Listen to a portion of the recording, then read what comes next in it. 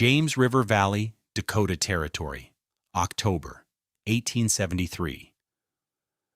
The autumn air was sharp, carrying the scent of frost and the vast, empty promise of the plains.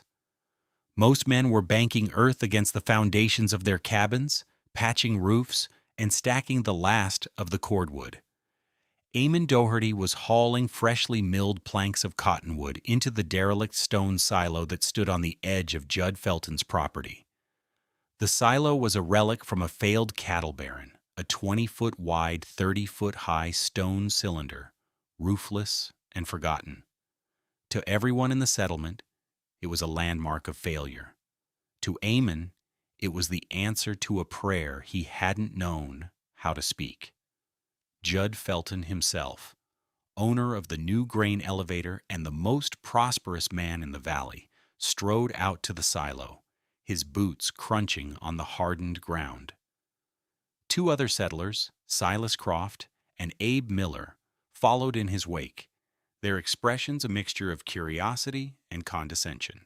"Doherty!" Felton called out, his voice accustomed to command. "What in God's name do you think you're doing?" Eamon emerged from the dark maw of the silo's main opening, blinking in the pale sunlight.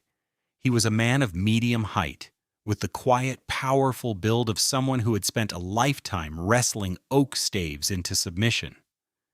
He wiped a hand on his trousers. "I'm building my home, Mr. Felton." Silas Croft let out a short, incredulous laugh. "Building it in there? You'll freeze like a side of beef, stone sweats, man. You'll be encased in ice by January." "It's a fool's errand, Eamon," Abe Miller added, more kindly but with no less certainty. "That thing's a wind trap. It'll howl like a banshee in a blizzard." Felton's concern was more practical, more proprietary. "That silo is on my land.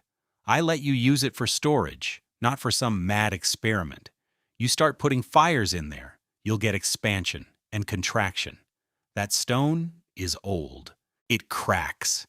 And I'll have a claim for damages against you that'll take 10 years to work off." He pointed a thick finger at Eamon. "It's a crazy idea, and you'll not be doing it at my expense." Eamon Doherty looked from Felton's stern face to the smirking men beside him. He simply nodded, his gaze calm. "The stone will be fine, Mr. Felton," he said, then turned and carried another plank into the darkness of the silo, leaving the three men standing in the wind, shaking their heads. What did this Irish cooper, this barrel maker from a wet, green island, understand about the physics of convection that the most experienced builders on the Dakota Plains had missed? This channel is dedicated to the stories of forgotten frontier ingenuity. The solutions these pioneers found weren't just clever, they were born from brutal necessity and a deep understanding of the forces of nature.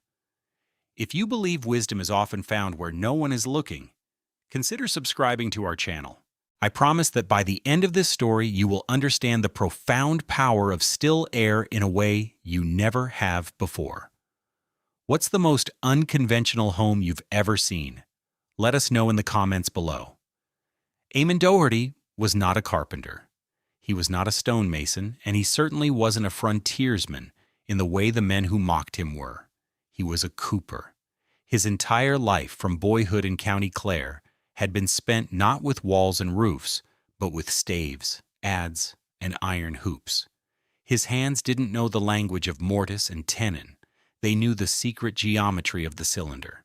They knew how to shape dozens of individual pieces of wood into a single, perfect, watertight vessel, a container capable of holding a quiet liquid against all the pressures of the outside world. He understood that the integrity of a barrel wasn't in the thickness of its wood, but in the perfection of its joints. A barrel held calm. He had arrived in the Dakota Territory 2 years prior with his wife Siobhan and their 2 small children, Finn and Maeve. They had come for the promise of land, a promise that felt impossibly vast after a life lived on a rented parcel of green dampness. They built their first cabin like everyone else, logs, chinking of mud and grass, and a stone hearth. It was a sturdy, honest structure that would have been a fine home back in Ireland.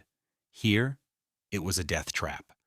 The first winter, 1872, had been a lesson taught with the brutal pedagogy of the plains. The wind was not like the gales off the Atlantic. This wind was a physical presence, a relentless, grinding force that seemed to possess a malevolent intelligence. It didn't just blow against the cabin, it searched it. It found every microscopic gap in the chinking and, with the patience of a predator, worried it, picked at it, and stripped it away. Eamon would spend hours mixing mud and straw with freezing water, his hands raw, patching the holes, only to have the wind claw them open again a day later. Inside was a special kind of misery. The heat from their small cast-iron stove didn't radiate outwards in a comforting circle.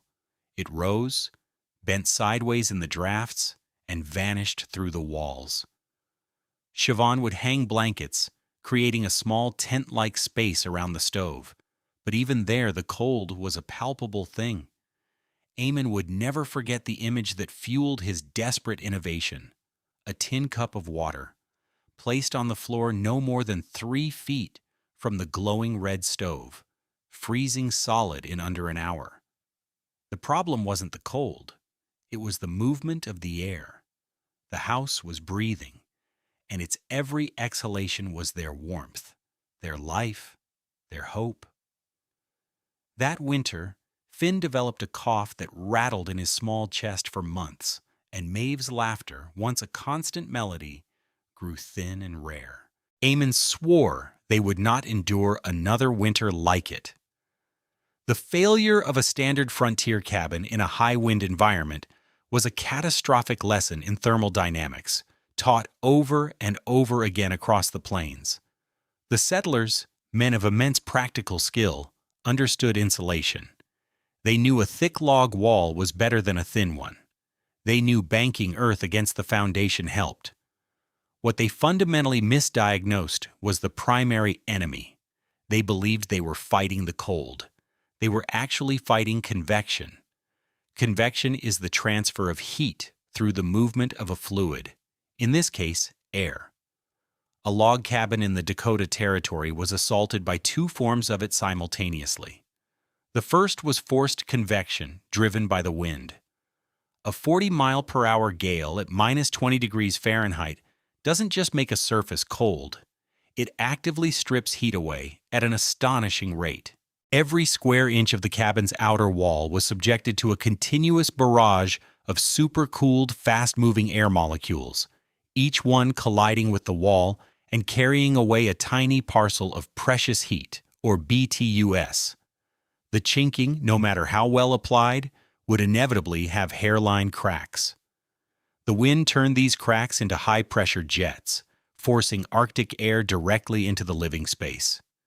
This was air infiltration, a direct and devastating breach. The second, more insidious enemy was natural convection, which took place inside the cabin itself. Even in a perfectly sealed room, the air is never still.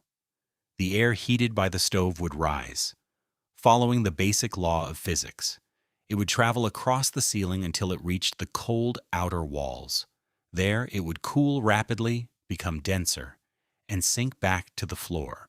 This created a continuous, invisible loop of air, a thermal siphon that constantly circulated warmth away from the occupants and delivered chilled air right back to their feet.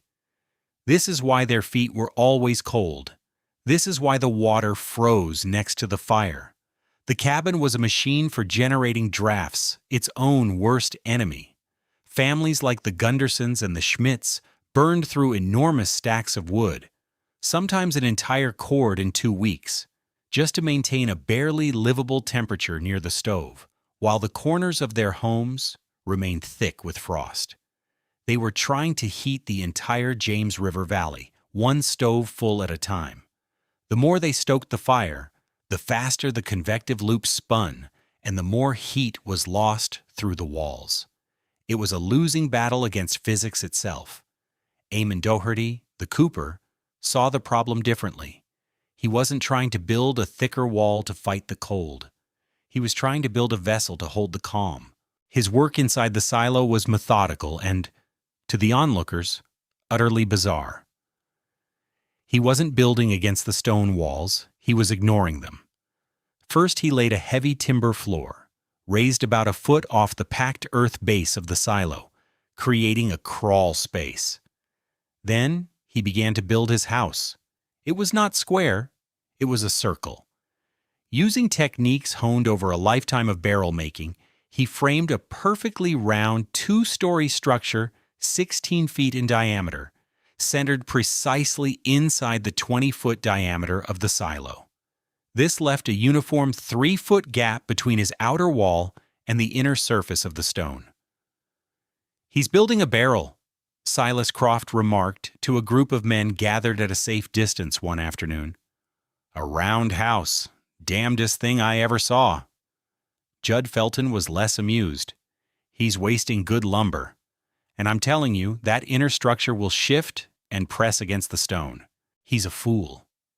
He approached Eamon, who was meticulously fitting a section of curved wall. "Doherty, I've warned you. I see one crack in that stone, and I'm holding you liable." Eamon paused, sighting down the curve of the wall. "There will be no pressure on your stone, Mr. Felton," he said, his voice even. "My house won't be touching it." He didn't argue. He didn't explain. He simply returned to his work, tapping a joint into place with a mallet. The sound was a clean, solid thud, the sound of something fitting exactly as it was meant to. His cooper's skills were evident everywhere. Where a normal carpenter would have struggled with the curves, Eamon moved with an innate understanding of radial geometry. He built the walls in vertical sections, like staves, ensuring they were incredibly tight. He used tongue and groove joints on every plank. The outer sheathing of his small, round house was as seamless as the hull of a ship. He built 2 floors, with a small, steep staircase and a single stovepipe that rose through the center of the structure. He then built a simple, shallow-pitched conical roof on his cabin, leaving a massive, dark, open space above it, leading to the top of the silo. The entire structure was freestanding, a ship in a bottle. His wife, Siobhan, brought him his lunch each day. "They think you're mad, you know," she said quietly, handing him a parcel of bread and cheese. Eamon looked at the space around them, the 3-foot buffer of air that separated their nascent home from the cold, gray stone. "Let them," he said. "This air's our wall. They just can't see it yet." The mockery lasted for 6 weeks of construction. The validation, he knew, would last a lifetime. To understand the genius of what Eamon Doherty built, you have to understand the properties of the material he used as his primary defense, air. On its own, air is a fantastic insulator. The secret to the insulating power of materials like wool, down feathers, or fiberglass is not the material itself, but the millions of tiny pockets of air trapped within their fibers. If air is held perfectly still, it transfers heat very poorly. The problem is that air is almost never still. Eamon had created a system of nested defenses against convection. The first layer was the massive stone wall of the silo itself. This was his windbreak. It was not insulation. Stone is a poor insulator. Its job was to absorb the kinetic energy of the wind, to face the -20-degree gale, and the relentless forced convection. It was the breakwater against the storm. The wind could howl and scour the outside of that stone wall for weeks, but the air on the inside of the wall would remain relatively undisturbed. This created the second and most critical layer of defense, the 3-foot buffer of air between the silo wall and the cabin wall. This was Eamon's true innovation. Because the silo wall had killed the wind, this massive column of air was protected from forced convection. It was subject only to the much weaker force of natural convection.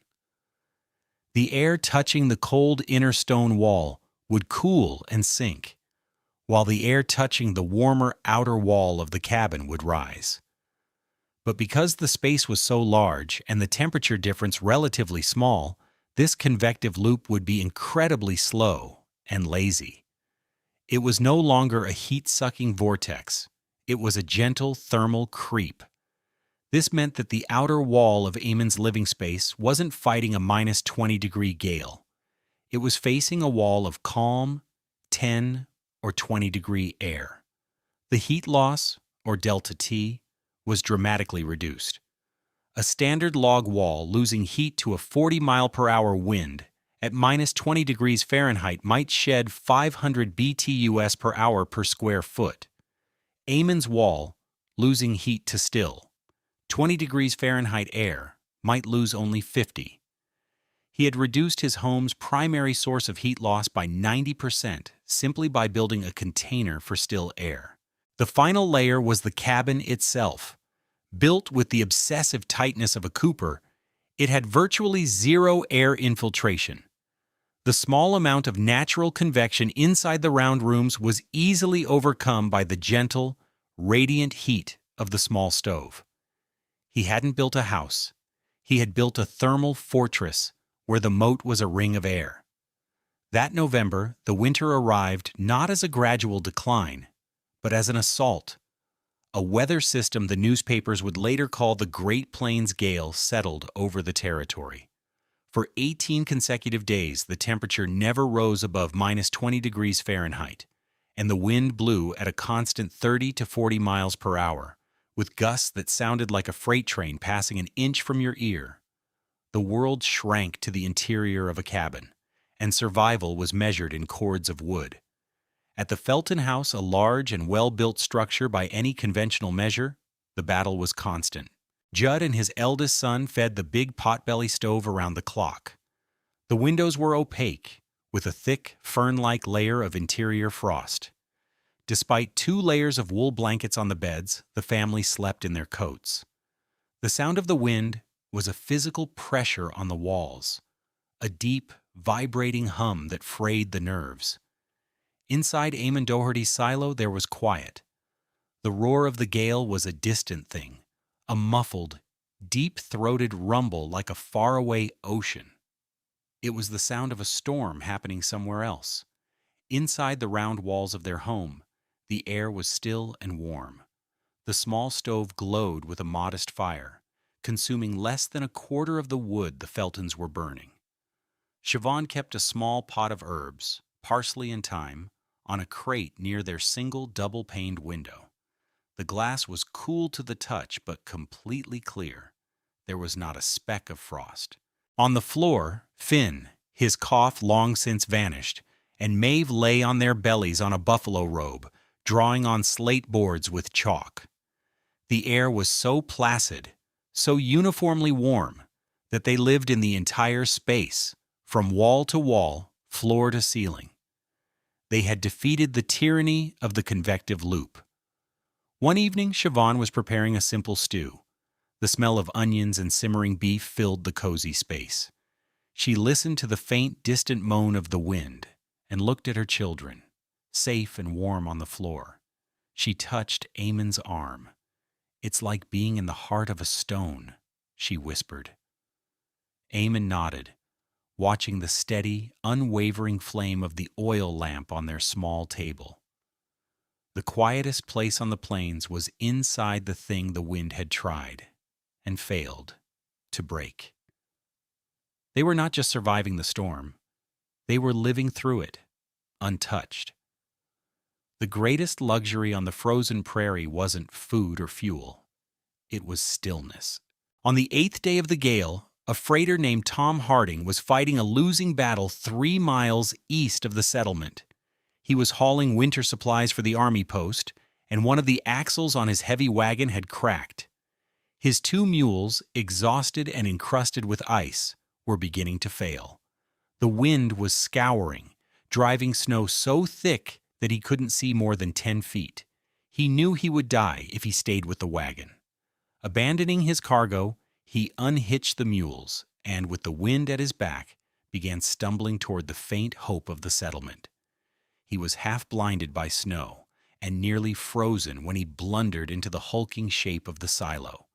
He recognized it, Doherty's folly.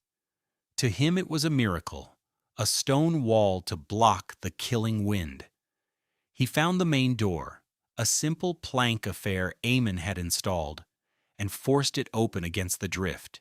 He stumbled inside, pulling the mules in after him, and fell to his knees in the relative quiet. He expected to die there, but more slowly out of the wind. He found himself in the 3-foot gap between the stone wall and a smooth, curved wooden wall. He pressed his back against the wood. It was not warm, but it wasn't cold either.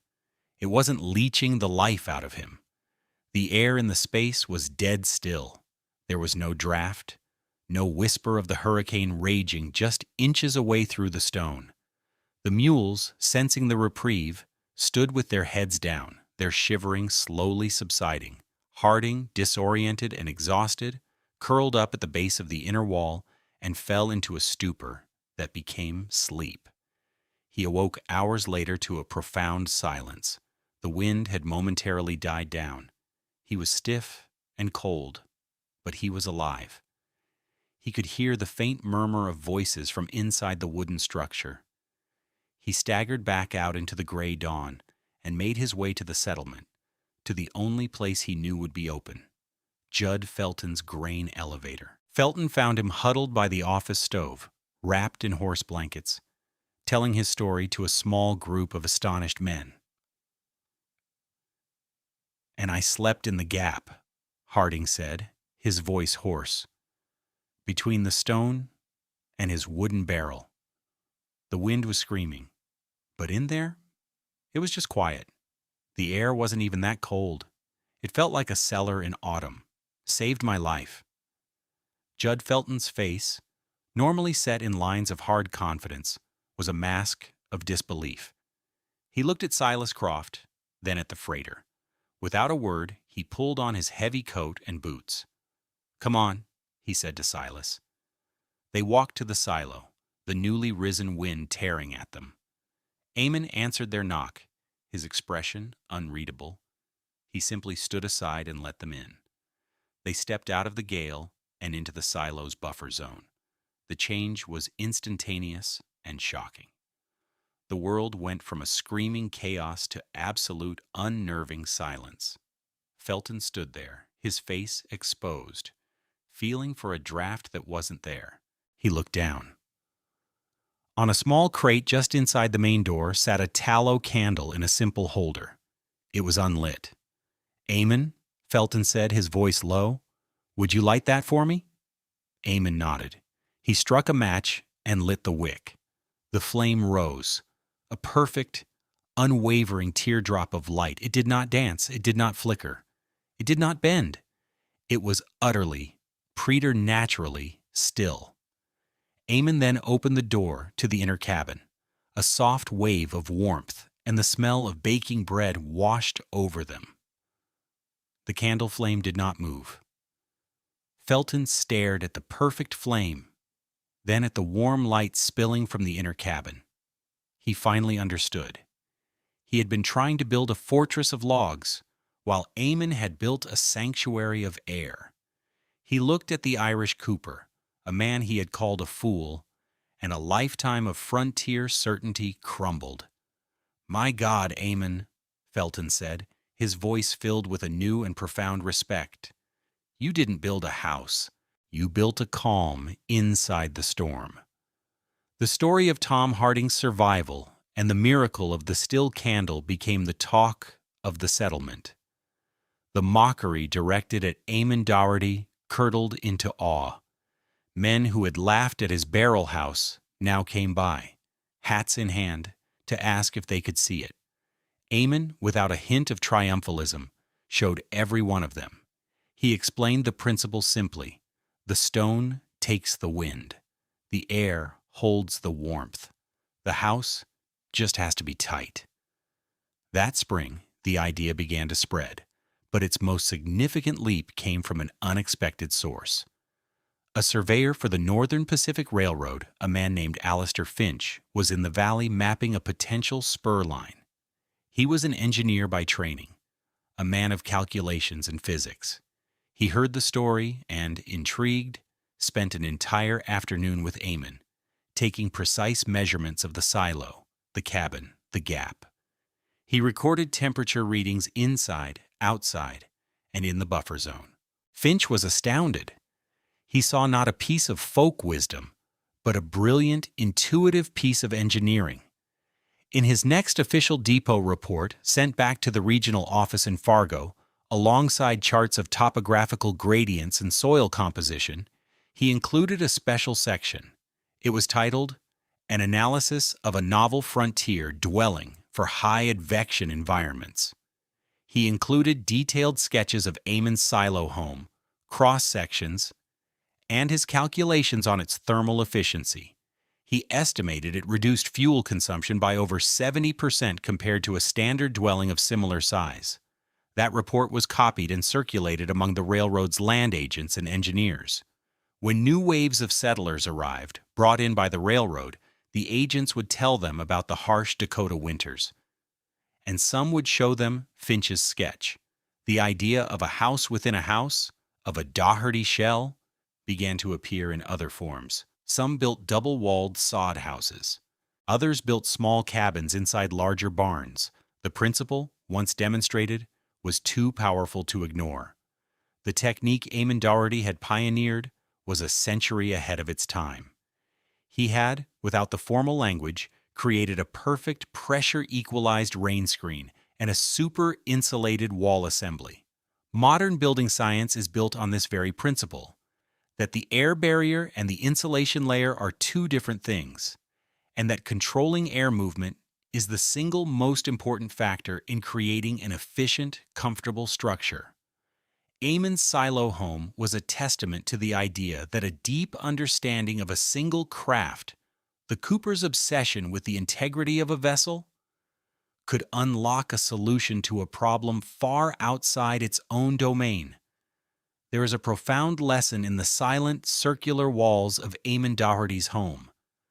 The James River Valley didn't reward the strongest arm or the loudest voice. It rewarded what worked. The settlers had looked at the abandoned silo and seen a ruin, a monument to a past failure. Eamon looked at it and saw the answer. He saw a structure that the wind had already assaulted for years, a cylinder of stone that had proven it could not be broken by the gales. He didn't try to fight the wind. He enlisted its greatest enemy, stillness. The theme the plains taught was this: the stillest air, the most profound peace, hides inside the very thing the wind has already tried its best to break. He understood what barrel makers have always known, that the purpose of a strong exterior is not to be the shelter itself, but to protect the perfect, inviolable calm held within. He built a barrel for his family and filled it with peace, while the storm raged on, outside and unheard. Thank you for joining us for this story of frontier resilience. If you found this exploration of historical engineering as fascinating as we did, please consider liking this video and subscribing for more content. We believe the past holds countless lessons for the present. Let us know in the comments. What modern technology do you think was foreshadowed by a piece of simple frontier afrique based in a peaceable frontier ingenuity? The content of this video is for educational and storytelling purposes.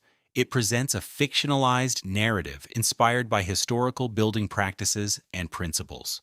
The characters, names, and specific events depicted are products of creative reconstruction. While the scientific and engineering principles discussed are based on established knowledge, any application of these or similar techniques today should be done in accordance with modern building codes, safety standards, and professional engineering advice. This video does not constitute professional, technical, or legal advice.